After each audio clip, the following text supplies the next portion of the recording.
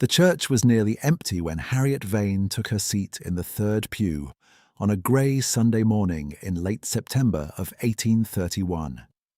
The smell of cold stone and tallow candles was the same smell the building had held since her childhood, and she found it steadying in the way that only familiar things can steady a person whose household has become a place of quiet emergency. Her mother had not come.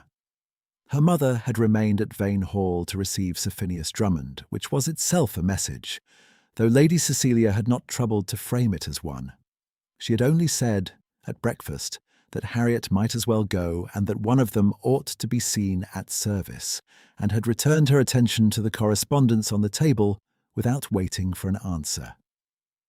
Harriet had worn her grey wool, which was not her best, and had walked the quarter-mile to the parish church of St. Cuthbert's along the lane that ran beside the old garden wall, her psalm book under her arm, and her breath faintly visible in the October-edged air. The hedgerows had gone copper, and the fields beyond the wall had the stripped, patient look of land settling in for winter. She did not hurry. Hurrying implied urgency, and urgency implied that something might be changed, and Harriet had understood for some weeks now that the particular thing pressing on her life was not going to be changed by arriving anywhere quickly. The congregation that morning was small. Mrs. Fallow and her daughter sat near the front. Old Mr. Creswick, the retired schoolmaster, occupied his customary place on the left aisle. A young woman Harriet did not recognise sat with what appeared to be an elderly uncle, and the curate, Mr. Pelham, had not yet emerged from the vestry. The organist was playing something tentative and low. Harriet settled into her pew, opened her psalm book to no particular page, and waited with the quiet patience she had been practicing since spring, when the first of her father's debts had come to light, and the second, and then, finally, the one that mattered, the £600 lien against the eastern fields that Sir Phineas Drummond's solicitor had presented to her mother in the form of a letter with a Carlisle postmark and a very civil handwriting. She heard the church door open behind her and did not turn. She heard footsteps on the stone floor, measured and unhurried, and then nothing further. Whoever had entered had stopped somewhere at the back of the nave and chosen to remain standing rather than take a pew. She registered this vaguely and returned to her psalm book. The service began. Mr. Pelham read the collect in his careful, slightly breathless manner, and the small congregation answered where required, and Harriet found her place in the responses and followed them with the automatic competence of someone who has said the same words in the same building since she was 7 years old. Her mind was not entirely present. It was occupied, as it had been occupied for several weeks, with the question of Michaelmas, the 29th of September, quarter day. Her mother had said, not quite directly, that Sir Phineas expected some indication of Harriet's intentions before that date. Her mother had said this in the manner she used for all domestic arrangements of a financial character, which was to say she had presented it as something already decided, whose announcement was a courtesy rather than a consultation. Harriet had not yet determined how to answer. She had not yet determined whether she was permitted to answer at all. It was during the second reading, when Mr. Pelham had paused to turn a page, that Harriet's psalm book slipped from the edge of the pew. It struck the stone floor with a flat sound that carried in the quiet building, and she leaned down to retrieve it, and in the course of straightening she turned, as one does when startled, toward the back of the church. There was a man standing against the far wall beneath the west window. He was dressed plainly, in a coat of brown wool that was well made but unornamented, and he held a small notebook against his side in the manner of a person accustomed to carrying one. He was perhaps 30, perhaps a little more. His face was composed and still. He was watching the service with what Harriet could only describe as attentiveness, a quality she recognized from her father's manner in this same church. a quality she had observed rarely enough since to notice it when it appeared. And he was, she realized a half-second before she turned back to the front, watching her. Not improperly, not with the calculating attention of a man assessing something for purchase, which was the particular variety of regard she had grown accustomed to receiving from Sir Phineas Drummond. He was simply watching her in the way that a person watches another person when they find them worth watching, and his expression held no apology for it. Harriet returned her attention to the front of the church. She found she was holding her psalm book slightly more tightly than before. She did not look back again. She told herself she had no reason to. After the service, she stood in the porch, exchanging the small, familiar remarks that follow a Sunday service in a country parish. Mrs. Fallow inquired after Lady Cecilia's health with the particular warmth that always contained a degree of curiosity. Old Mr.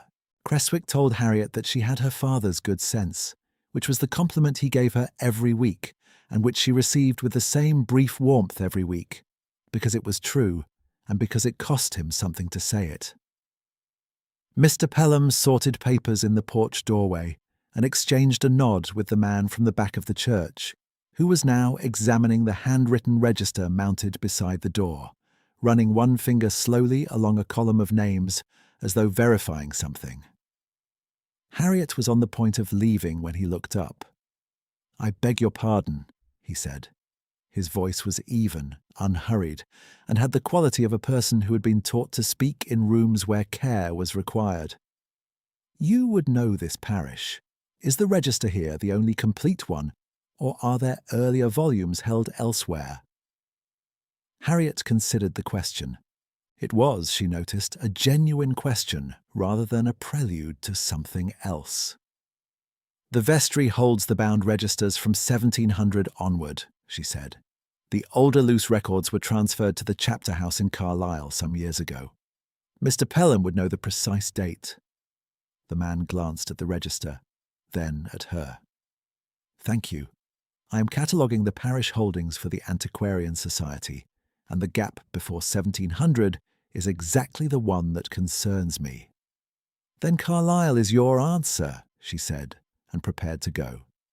"Edmund Holt," he said, and offered this the way one offers a piece of information rather than a social credential, without ceremony or the usual accompanying performance of social rank. "Harriet Vane," she said with the same plainness, and went home along the lane while the copper hedges held what remained of the morning light. She did not tell her mother about the encounter. There was nothing to tell. Her mother was in the drawing-room with Sir Phineas when she arrived, and the drawing-room door was closed, and from behind it Harriet could hear the low, even syllables of a conversation that had the cadence of negotiation.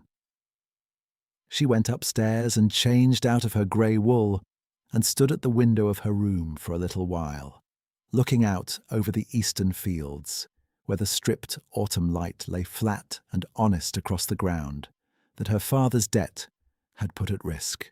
£600. The figure had a terrible simplicity to it.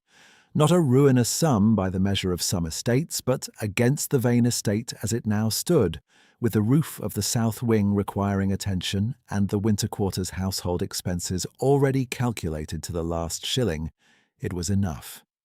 It was precisely enough, which was the worst kind of enough, the kind that left no margin for refusal. Her father had died in the spring of the previous year of a fever that had come on quickly and asked no one's permission. He had left her his library, which was considerable, and his annotated copies of the poets he had loved, and the habit of looking at things directly, which she had always considered the more valuable inheritance. He had also left, tucked inside a drawer in the estate office, the unsigned draft of a letter to his solicitor that suggested he had known about the Drummond debt and had not quite decided how to address it. Harriet had found the draft in June and had not shown it to her mother because her mother had already found other uses for the situation.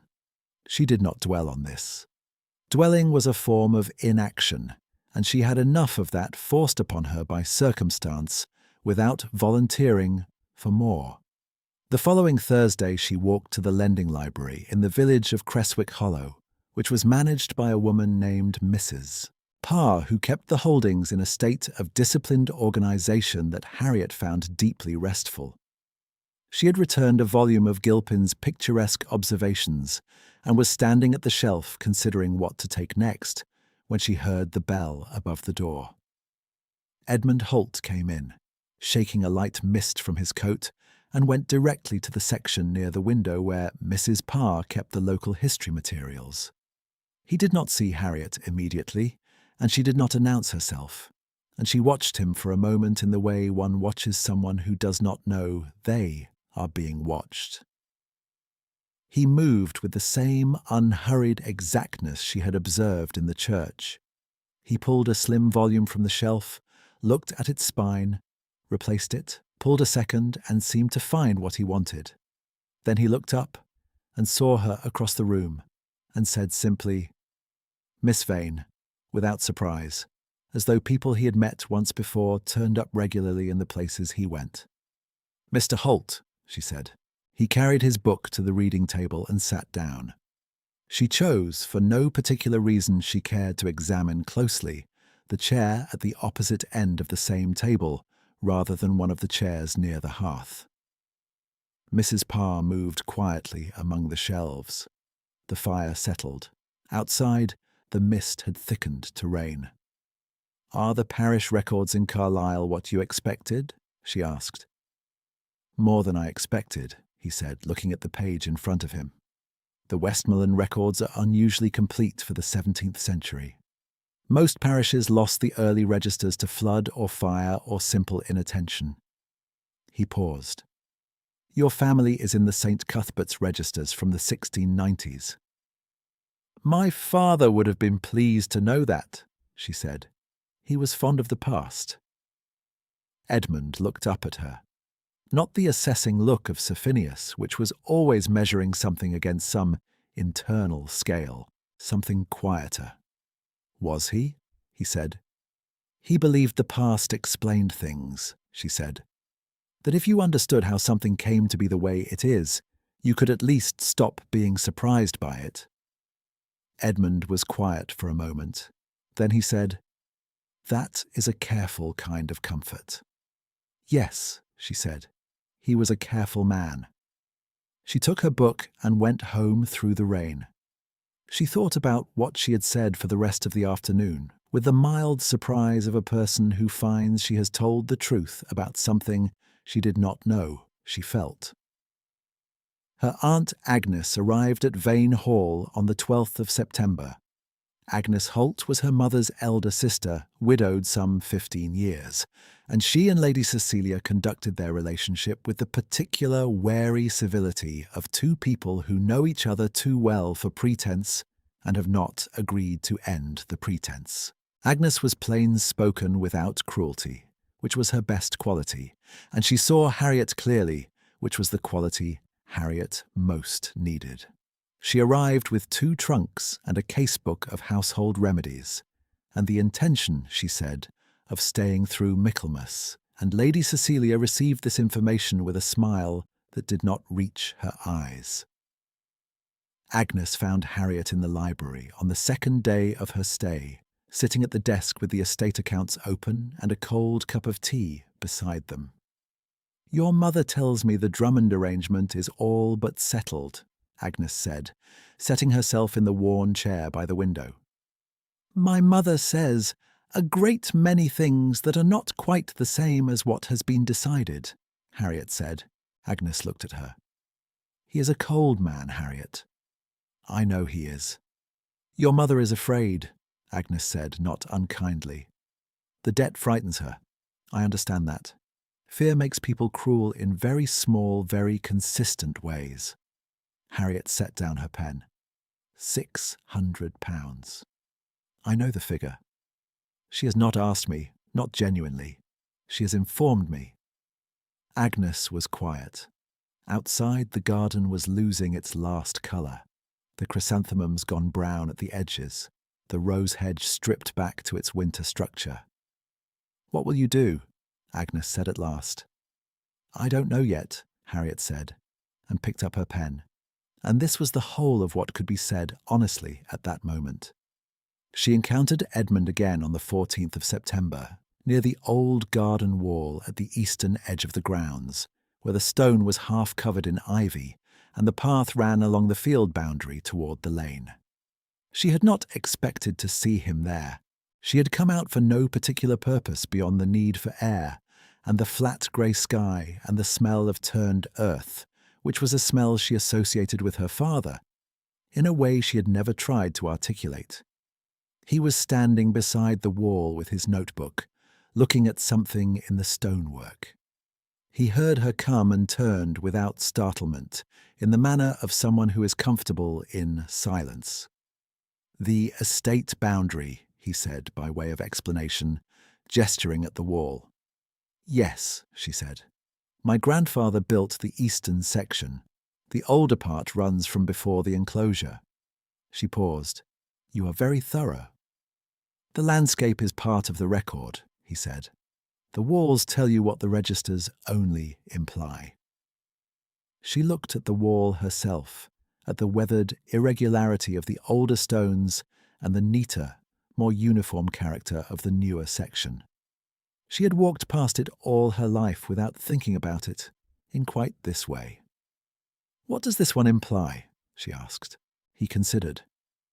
"That the family who built the newer part was careful with what they had," he said. "The mortar is sound. It was not built quickly or cheaply. Someone valued what it enclosed." She did not tell him that the eastern fields behind that wall were the precise acreage that stood as collateral against the £600 debt. She did not think there was any occasion for it.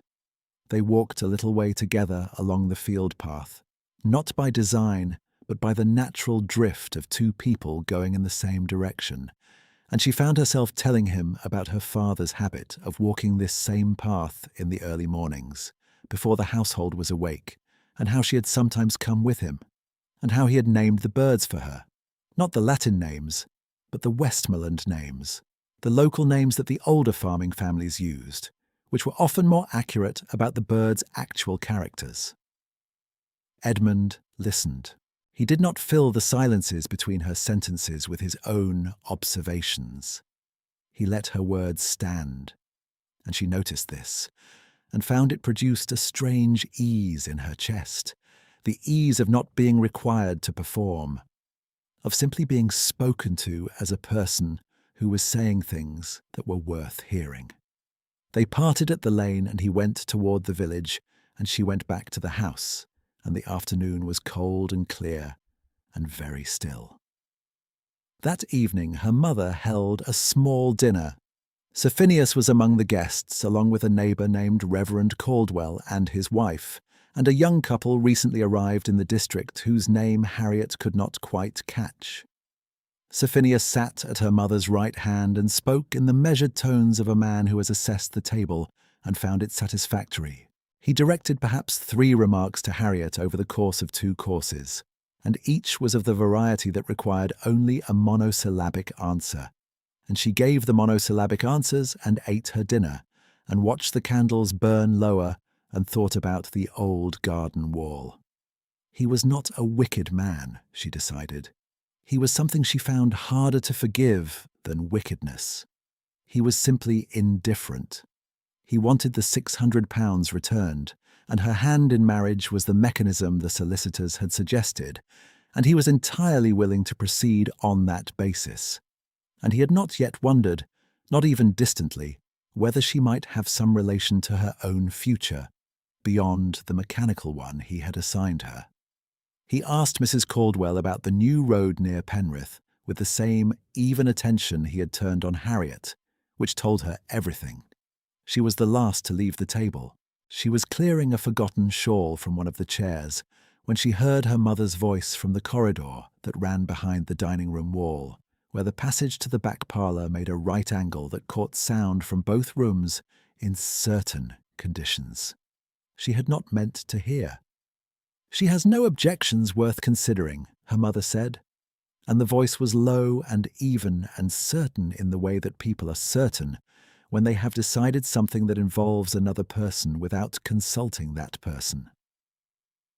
She will sign before quarter day. I have made the necessity clear to her. A pause. Then Sir Phineas, level and unhurried. The quarter day is the 29th. That leaves us a fortnight. Quite sufficient, her mother said. She is a sensible girl. She understands what is at stake. Harriet stood with the shawl in her hands, and the cold of the stone floor coming through the thin soles of her evening shoes. She did not move. She listened to the silence that followed, which was the silence of two people who have concluded their business and are putting away their papers, and then she laid the shawl carefully across the back of the chair and walked out of the dining room and up the stairs without speaking to anyone. She sat at the window of her room for a long while. The night was very clear, with a moon that made the fields silver and the garden wall visible as a dark line running out into the pale distance. She had known, in some abstract sense, what her mother intended. She had known since the letter with the Carlisle postmark. What she had not known, with such terrible and specific clarity, was that her own response to the arrangement had already been decided for her, had been decided without her, and was being presented to Sir Phineas as a settled fact. She was a sensible girl. She understood what was at stake. She sat there until the moon moved behind a cloud and the garden wall dissolved into the general dark. She had understood for a long time that her mother saw her as something to be placed advantageously, the way one places furniture, with attention to the function of the space, and no thought for what the furniture itself might prefer. She had understood this, and she had found it bearable because she had not quite believed the understanding was as complete as it was.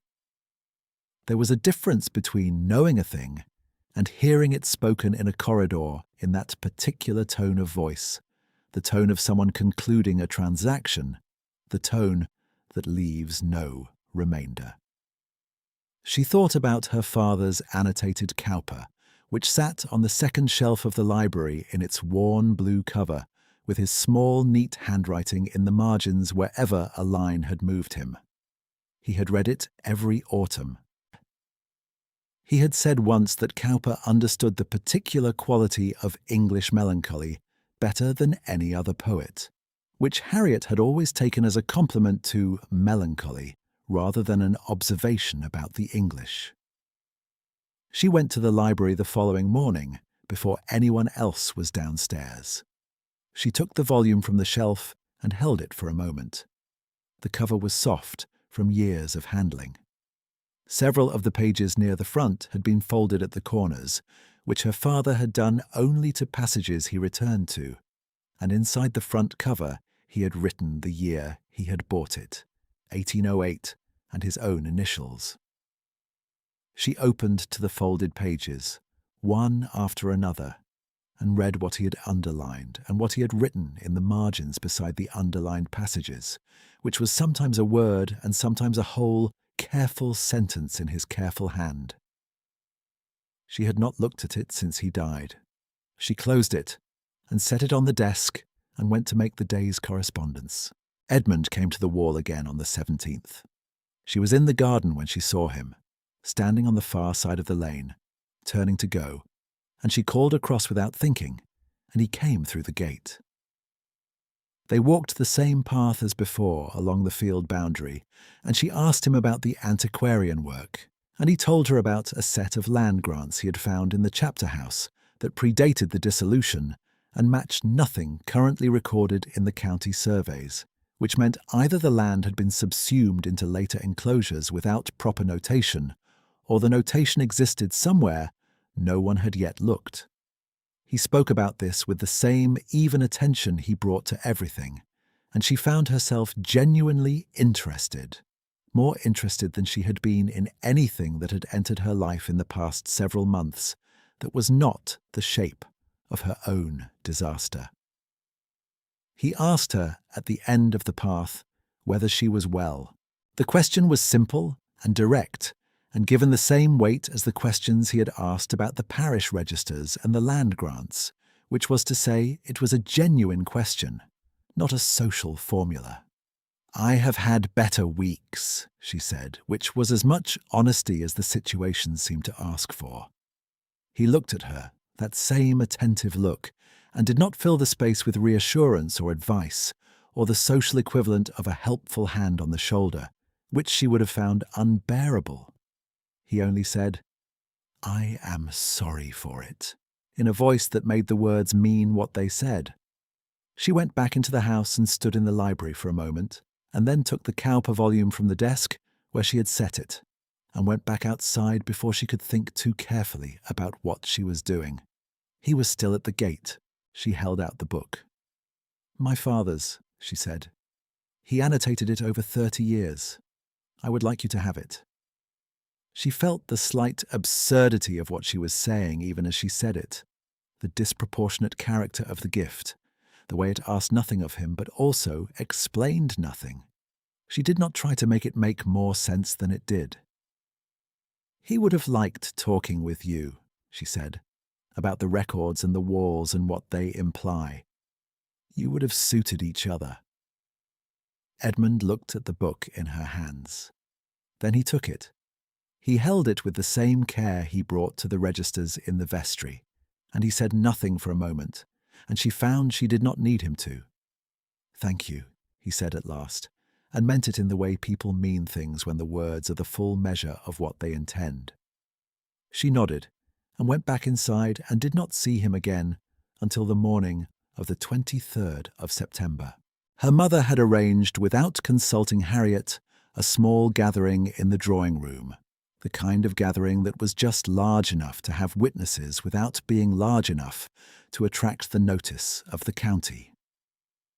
Mrs. Caldwell and her husband were there. A Mrs. Thorpe from Brackenrig was there with her daughter. Old Mr. Creswick was there, which surprised Harriet because her mother did not generally find him useful.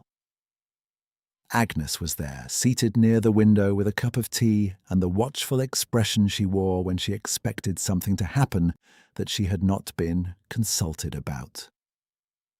Sir Phineas stood near the fireplace. He had brought his secretary, a thin, precise young man named Carey, who stood with a document case under his arm and the expression of someone doing a job that he had no opinion about. Harriet's mother was arranging herself near the centre of the room with the careful attention to positioning that she brought to every social occasion where she intended to pronounce something.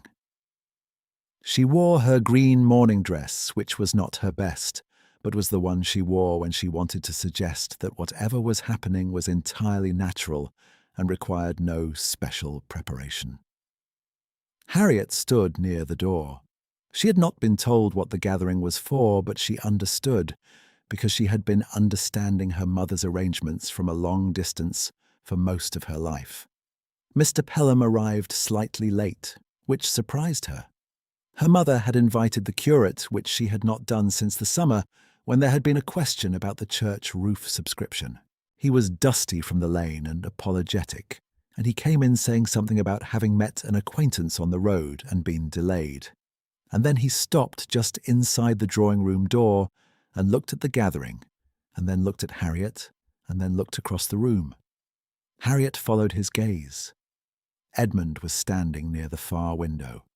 She did not understand immediately how he came to be here, in her mother's drawing-room, in a coat that was not the brown wool of the lane, but a dark coat of considerably finer cut that sat on him with the ease of clothing that has been correctly made, rather than merely purchased.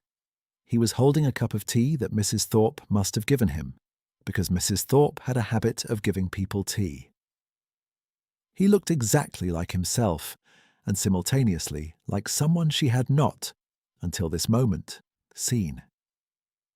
Mr. Pelham went across the room toward him in the manner of a man who has just recognized someone he was not expecting. "My lord, Mr." Pelham said, and then stopped, and then said it again, more carefully, glancing around at the room. "My lord, I did not know you were in the county. I beg your pardon, I should say, Lord Ashford. that is. And here he corrected himself with the particular fluster of a man who has accidentally done something exact. Edmund Ashford, Earl of Keswick. I catalogued the Keswick records in the summer, you'll recall. Your steward was kind enough to allow me access. Forgive me, I did not know you were here under any other circumstances. The room was very quiet. Harriet heard the fire settle. She heard Mrs. Caldwell set down her cup. She heard, very distinctly, the small, sharp sound of her mother drawing breath. Edmund looked at her. Across the room, through the quiet that Mr. Pelham had made, he looked at her, and his expression held what it had always held, the same plain attentiveness. And she thought, with the peculiar clarity that comes in moments of large reordering, that she had known something was not what it appeared to be. Had known it from the gate on the 17th, had known it perhaps from the church, and had declined to examine it, because the thing she had found in the examining was of more value to her than any particular explanation of where it had come from. She did not look at her mother. She knew, from the silence, what she would find. Agnes set down her teacup with the brisk certainty of a woman who has been waiting for something to resolve, and is glad it has finally resolved. She looked at Lady Cecilia with an expression that was not unkind, but was entirely clear. Lady Cecilia had gone the colour of old wax. She was looking at Edmund with an expression that Harriet recognised as the expression her mother wore when she was rapidly recalculating. The calculation was not going well. She looked at Mr. Carey, her mother did, and Mr. Carey was looking at the floor with the professional discretion of a man who has spent considerable time developing the ability to be present and absent simultaneously. The document case under his arm had not moved. It was not going to move. Whatever it contained was going to remain in it for the foreseeable future, and all parties in the room understood this. Sir Phineas stood at the fireplace with the empty expression of a man whose morning had taken a direction he had not mapped. He was not a man easily disturbed, but he was a man who understood leverage, and he was watching the leverage he had spent considerable time assembling redistribute itself through the room in ways that he could not prevent and could not pretend not to see. Edmund crossed the room, not quickly, and not with any particular statement of intention beyond the simple fact of moving toward her. "Miss Vane," he said when he was close enough not to be overheard by the room, though the room was hearing everything in the way rooms do when everyone in them has stopped speaking. "Lord Ashford," she said, giving him his name for the first time, because it was his name, and she was not a person who refused what was plainly true. "I did not intend you to learn it this way," he said. And this was the closest he came to an apology. And she understood, because it was exactly the kind of apology she would have offered herself, the kind that does not perform regret, but simply states where the inadequacy was. "No," she said. "I don't suppose you did." She glanced toward her mother, who was in the process of composing herself into a new shape, the shape she wore when she needed to perform recovery from surprise. Agnes was watching this composure gathering with the look of a person watching a building attempt to repair itself after a decisive event, curious and entirely undeceived. Sir Phineas said from his place near the fireplace, "I believe I have some calls to make this afternoon." He gave this the tone of a man who has made a graceful exit and knows it, and Mr. Carey gathered the document case and followed him out, and the document case went out of the room, and no one attempted to stop it. The gathering dissolved around the edges, as small drawing-room gatherings do when the event they were assembled for has been supplanted.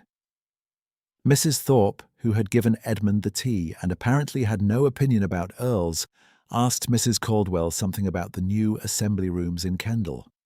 Old Mr. Creswick stood near the door with the look of a man satisfied by the morning's proceedings, and Harriet caught his eye, and he gave her the small nod he usually reserved for moments when he felt she had demonstrated her father's good sense.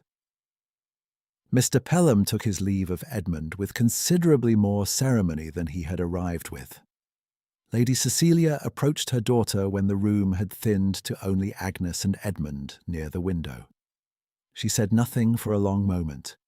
Her green morning dress was exactly as it had been an hour ago, and she was exactly who she had been an hour ago.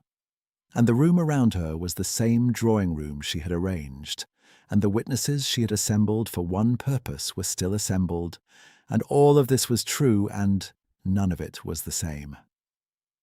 "Harriet," she said, and stopped. "Mamma," Harriet said quietly, and this was all she said, because there was nothing to add that was not already present in the room. Lady Cecilia looked at Edmund, and he met her look with the plain regard he brought to everything, and she looked away first. She went out of the room without anything further. Harriet heard her footsteps in the corridor going toward the back parlour, where the accounts were kept and where she had always gone when the world required adjustment. Agnes stood at the window with her cup. She looked at Harriet, and Harriet looked at her, and Agnes said, "Your father would have enjoyed this morning enormously." And this was both true and the entirety of what needed to be said, and so she said nothing else. The £600 debt resolved itself within the week. Edmund's steward came from Keswick with a letter, and a brief civil exchange with the Vane solicitor, and when Harriet heard the particulars from Agnes, she did not know quite how to hold the information, because it was not a gift she had asked for and not a transaction she could undo, and she sat with this for an afternoon before concluding that it was, in the specific circumstances of 1831 and Westmoreland and the eastern fields her grandfather had walled, simply what had happened. She wrote Edmund a letter, short and direct, and in her own words, acknowledging it without ceremony, and received in return a letter that was 3 sentences, the last of which asked if she would walk with him on Sunday after service if she were willing. She was willing. She wrote back to say so. They were married in November in the church of St. Cuthbert's on a morning when the Westmoreland hills were the colour of pewter, and the lane was thick with fallen leaves, and the smell of cold stone and candles was exactly as it had always been. Agnes stood near the front with the expression of a woman who had been waiting for something just, and was glad to have lived to see it. Her mother sat in the family pew and wore her best dress and managed to look more than once at Harriet with an expression that was not quite pride, but was the nearest she had come to it in years. And Harriet accepted this too, as what it was. After the service, while the small company gathered in the porch and the November light came level and clean across the hill, Edmund stood with her at the edge of the church door, where the stone step was worn smooth by 200 years of feet, crossing in both directions. He had the Cowper volume in his coat pocket. She had seen him take it from his desk that morning, the blue cover worn and soft, her father's initials inside the front, and she had not said anything because there was nothing to say that the act of his carrying it had not already said. She looked back, once, into the empty church where the candles had been extinguished and the pale November light lay quietly in the nave. Then she turned and crossed the threshold beside him, and the morning opened out before them over the Westmoreland hills, patient and clear and lit from within by the specific light of a season that knows it has nothing left to conceal.